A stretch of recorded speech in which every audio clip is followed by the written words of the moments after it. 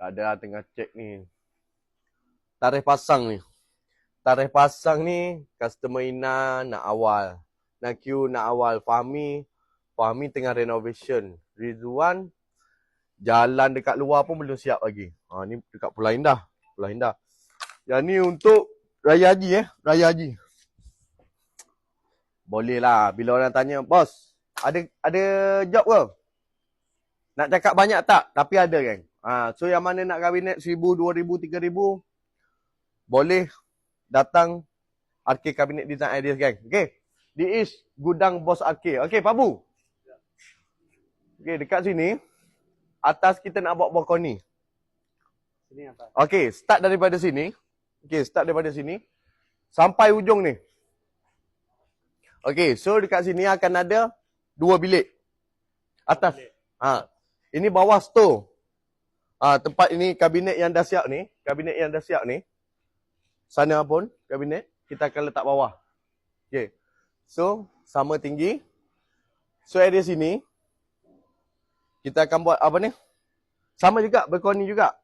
Tapi sini tempat orang makan lah. Orang makan. Senang faham? Ambil daripada sana. Pom sini.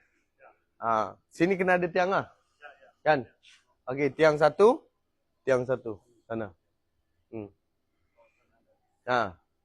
Sebab satu bilik akan ada atas. Sebab kita nak solat ke apa, atas.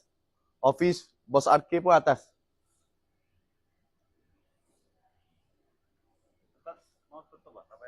Apa atas? Atas kasih rapat saja.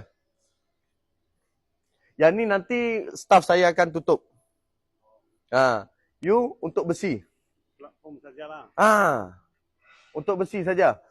Lepas tu lantai dia pun sama. Nanti kita akan tutup dengan blockboard. Sama juga shilling blockboard. Sama dengan yang ni lah.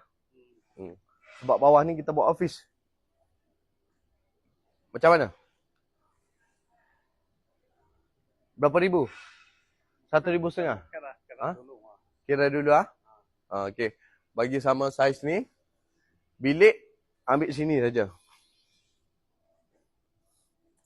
So area sebesar ni bagi tinggal saja.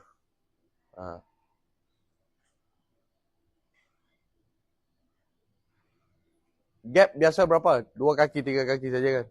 2 kaki lah. 2 kaki kalau kita... Sini atas pun ada kan? Apa? Ada. Start tiang sana,